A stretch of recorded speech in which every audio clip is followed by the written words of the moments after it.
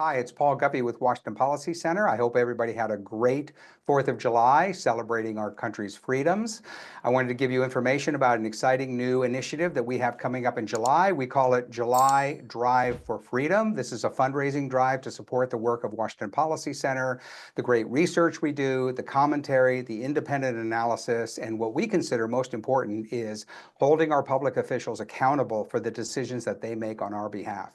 So go to our website, sign up, give if you can. July Drive for Freedom at Washington Policy Center. That helps the work of Charles, Vicki, Elizabeth, Mark, Pam, Chris Corey.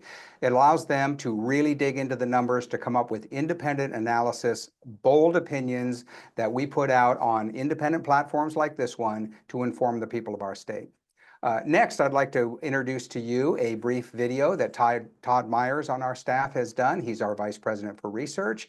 And in this video, Todd explains the huge mess that Jay Inslee left our state in after his 12 years of governor, and how our new governor, Bob Ferguson, has basically inherited this situation, has a chance to do something about it, had a chance particularly in the last legislative session. And what Todd does is walk through an analysis of where our state stands today and what is the quality of the leaders that we have dealing with these problems. So I hope you enjoy it. Here it is.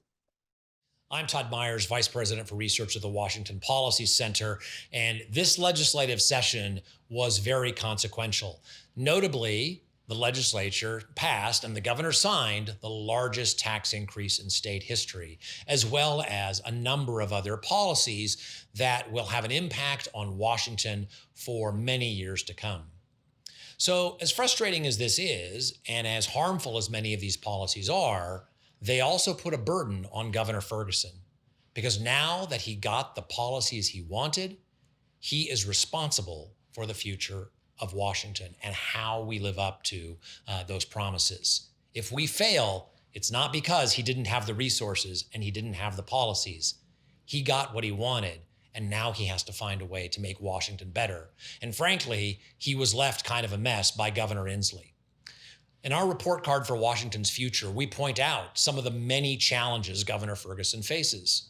Washington's education has been steadily declining, and our test scores have been going down.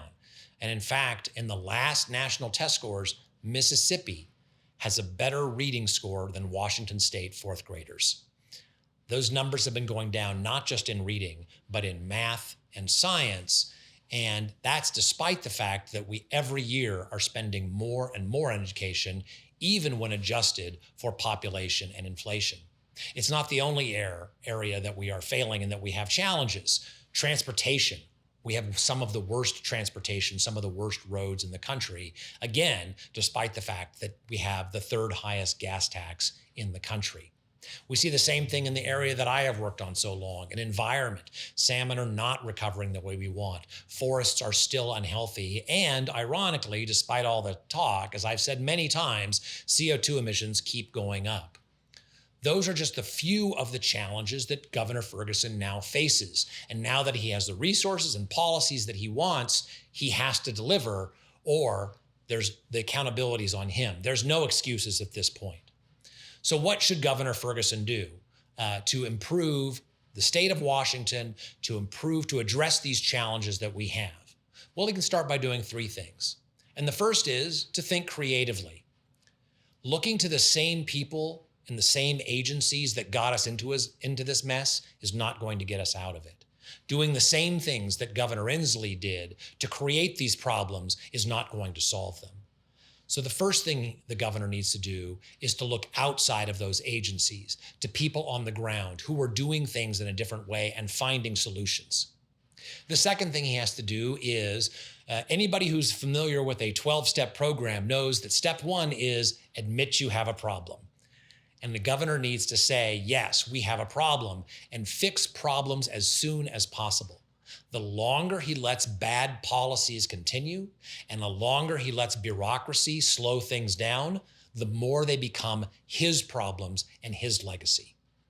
And lastly, he should look to the private sector for solutions. If you want to find the best climate policy in Washington state, it's not in government.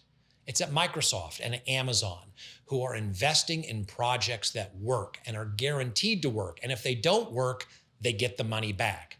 When Washington spends money on climate projects and they fail, we get no money back. That's not what Microsoft does.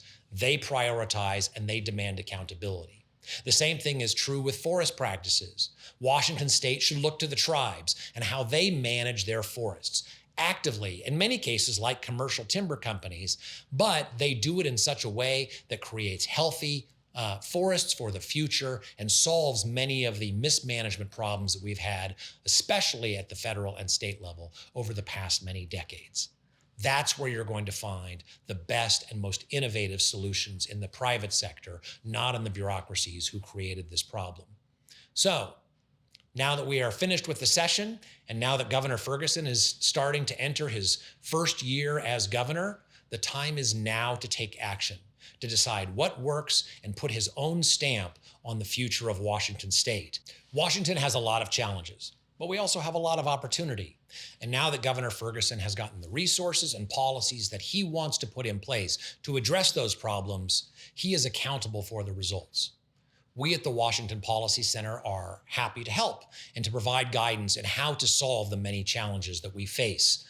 But we need to do it now. And as the governor faces his first full year as governor, the time is now for leadership to show how Washington can live up to that potential.